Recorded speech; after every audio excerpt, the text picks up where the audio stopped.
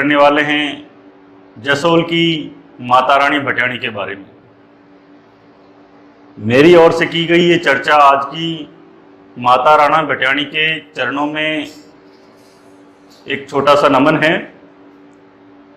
माता रानी भटियाणी का नाम स्वरूप कंवर था और इनका जन्म फतेहगढ़ तहसील के जोगीदास ग्राम में हुआ, ठाकुर जोगीदास के यहाँ।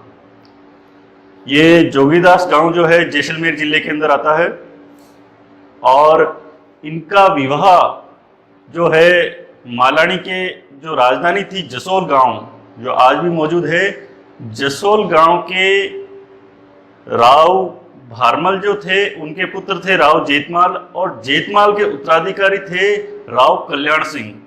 राव कल्याण सिंह के साथ में माता रानी स्वरूप कंवर का विवाह संपन्न हुआ। लेकिन इससे पहले ये था कि राव कल्याण सिंह का एक और विवाह हो चुका था, वो था रानी देवड़ी के साथ। अब आप सोच रहे होंगे कि दूसरे विवाह का क्या कारण था। दूसरे विवाह का कारण ये था कि राव कल्याण सिंह और रानी देवड़ी से उनको कोई पुत्र प्राप्त नहीं हो रखा था, इसलिए राव कल्याण सिंह का दूसरा विवाह हुआ था। और राव कल्याण सिंह का जब दूसरा विवाह हुआ था तो उसके बाद राव कल्याण सिंह और रानी स्वरूप कंवर को एक पुत्र रत्न की प्राप्ति हुई जिनका नाम लाल सिंह रखा गया।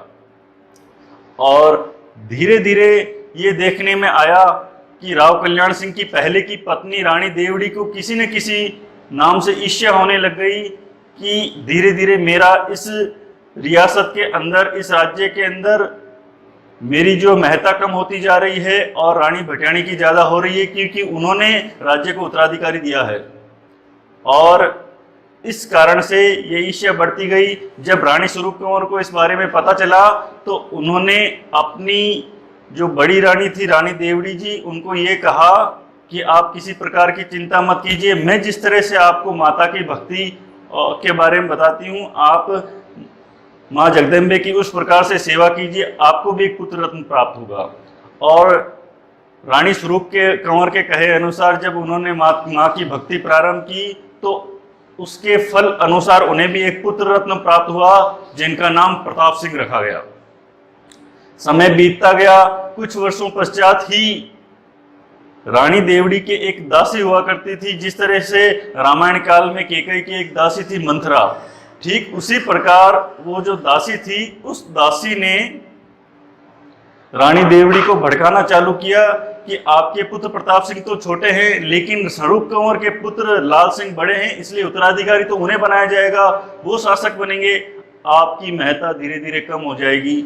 और उन्होंने रानी देवड़ी के दिमाग में कई तरह के विष घोल दिए। और एक दिन षड्यंत्र प्रारंभ हुआ लाल सिंह को मारने का, और एक दिन उन्हें मौका मिल भी गया। रानी स्वरूप कंवर ने रानी देवड़ी जी से कहा कि आइए चलते हैं बाग में झूला झूलने चलते हैं, लेकिन रानी देवड़ी जी ने कोई बहाना बना लिया कि नहीं, मैं आज नहीं चल सकती, आप पधारें। और स्वरूप कंवर के बाहर जाने के बाद में जब लाल सिंह आंगन में खेल रहे थे और खेलते खेलते बच्चे को जब भूख लगी तो उन्होंने दूध के लिए रोना चालू किया, और पहले से निर्धारित षड्यंत्र के अनुसार दूध में जहर मिला हुआ था, और जहर मिला हुआ दूध बिलखते बच्चे को इन लोगों ने पिला दिया, और दूध पीते ही लाल सिंह की बच्चे की वहीं मृत्यु हो गई। उस मृत्यु के पश्चात उन्हें उनके बिछौने में सुला दिया गया। और जब रानी स्वरूप कंवर वापस आई तो उन्होंने देखा कि उनका पुत्र लाल सिंह जो उठ नहीं रहा है, वो बहुत ही गमगीन हो गई।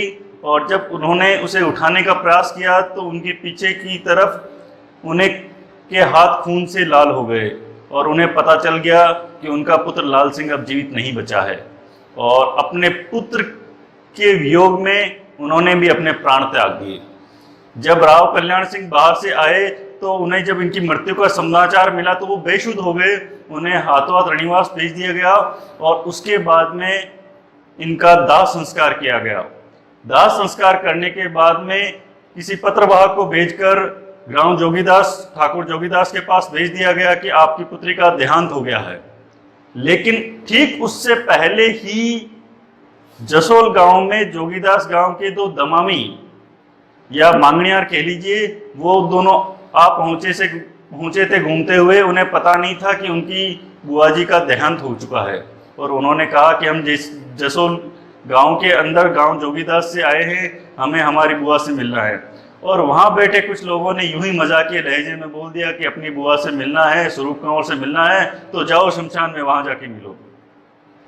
वो बेचारे शमशान में चले गए और वहां जाकर उन्होंने कई तरह के गीत सुनाए, अपनी स्वरूप कंवर बाईसा का उन्होंने आह्वान किया, और ठीक उसी प्रकार माता रानी भटियाणी ने उन्हें दर्शन दिए, और उन्हें देखकर वो अचंभित हो गए।